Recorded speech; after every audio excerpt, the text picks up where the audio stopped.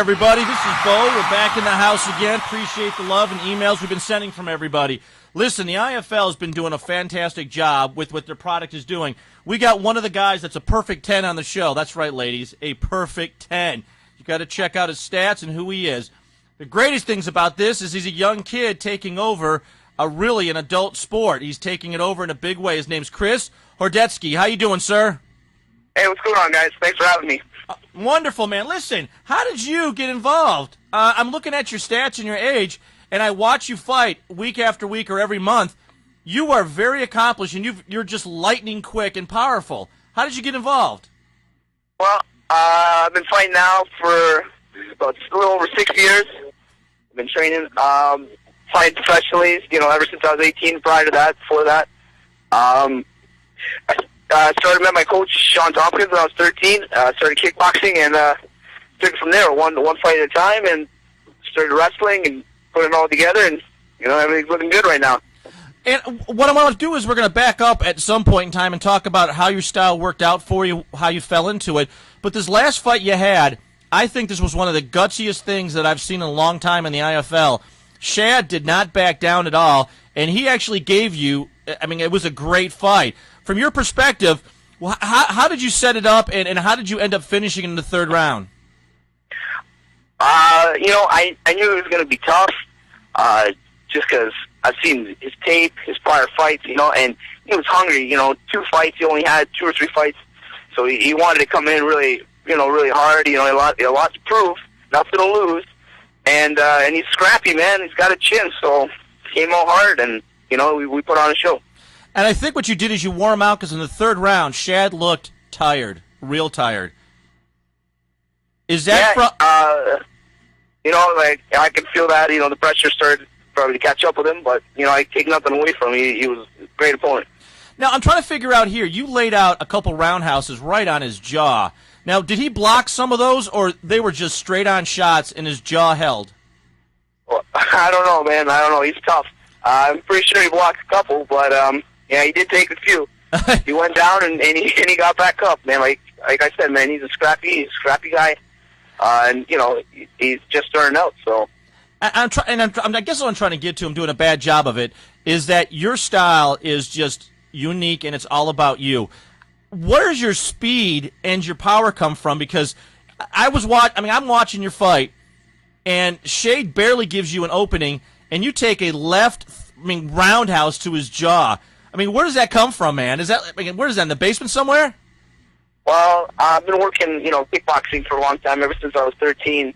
That's my passion. That's what I love to do.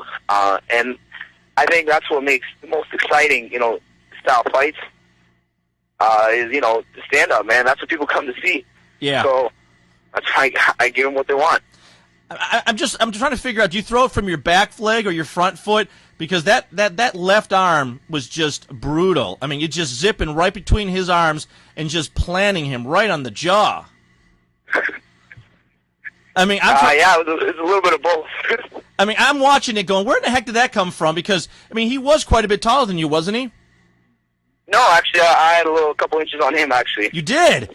Your crouch position... It's not common. I'm not a tall guy, but yeah, I had a few inches on him. Well, how tall are you? Because the stats say 5'10". Is that right? No. I'm 5'8". 5'8". 5'8" and a powerhouse. Now, when you train, what style do you practice right now? I know kickboxing, but what style do you go after? Well, right now, the way the sport is, you can't train a single style anymore. You gotta train it all, and myself and the rest of the Anacondas, that's what we stressed. We stressed, the wrestling, because you're going to dictate the fight, where the fight's going to go with your wrestling, and the ground too, man. So we mix it all up. We work hard and put it all together. Hey, I'm trying to figure out the fights you've had. Is that you obviously were younger than everybody? Is the speed you have, you think your age, or you just think that's it for you? You're lightning quick, because I'm watching these fights over and over again. And you're flat out fast. Lightning flash. How do you practice? I work with a lot of light guys in my weight, and that's just the whole lightweight division. It's speed, man. We got speed and we got power, and we make the exciting fights. So Now, how do you the lightweight train? division, it's catching attention right now. I mean, seriously. I mean, I'm watching that with everybody in the house and everybody at work, and we're just. I mean, we saw you just flat out like lightning. I mean, you were popping like a snake from corner to corner, and the guy just stood there and took it. But the point was, is you snuck through punches that were just. I just couldn't figure out how you got him in there. Do you now?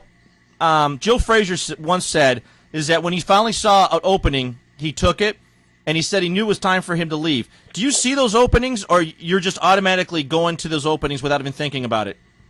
Yeah, you got to look. Every opponent's going to be different. You got to find your range, and you got to pick your spots. I try to be a technical aggressor. And I look for openings, and I try to capitalize and see where I can make my mark. You know what I mean? Yeah. Now, for example, when you step into that ring, do you already have a game plan, or you pretty much are free flowing? I really think you need a game plan.